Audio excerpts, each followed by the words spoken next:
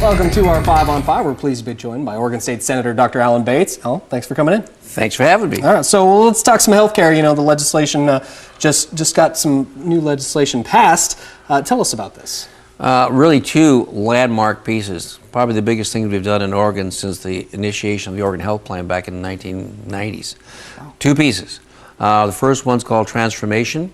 It changes how we deliver health care for the Medicaid population. That's OHP, the Oregon Health Plan.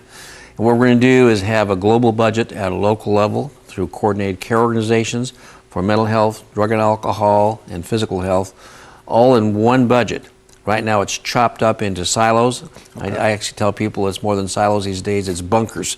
No one's moving out of their bunker to help each other. Yeah. And what happens is patients fall in those cracks and never get the proper care they need, and the cost when they don't get that proper care of going back to emergency rooms, not being seen at mental health, or not taking care of their physical problems like diabetes because they're mentally ill.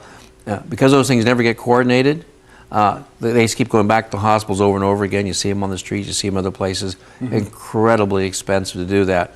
We had actuaries come in and look at this program that we're going to make the change with.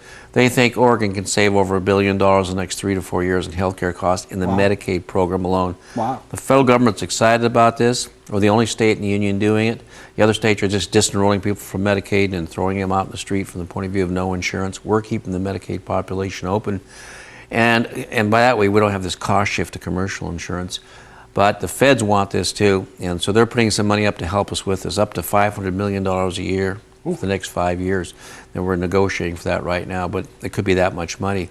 It allows us to move forward with a program that's entirely different from the Medicaid population, and one which the government, at the federal level, is saying if this works for Oregon, we may want to consider it for other states too. It's a big deal, huge deal. Sort of inside the baseball kind of stuff, because you don't see it. You're like, what are people talking about? But the cost savings are huge. You know, almost half the budget up there goes into health care now and Medicaid, and it's the same in every state in the union. We're not unusual here.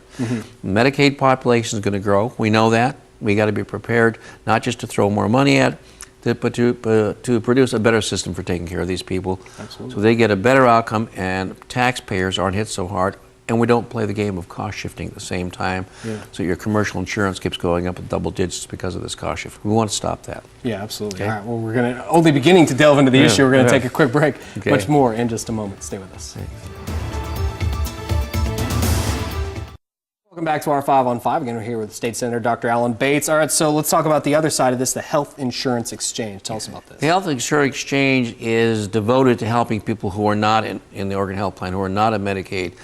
It's really for people who are individually looking for health insurance through commercial markets, or employers of 50 or less, and ultimately employers of 100 or less.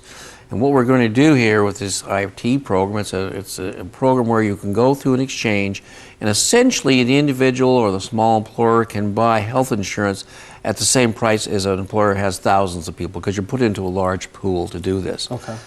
And there's one important part of it that ties into what the federal program is going to do. The Affordability Act says that in 2014, when this program is supposed to be up and running, that if you're between 130% of the federal poverty level and about 400% of the federal poverty level, you'll get a tax credit that can be used only to buy health insurance and only through that exchange.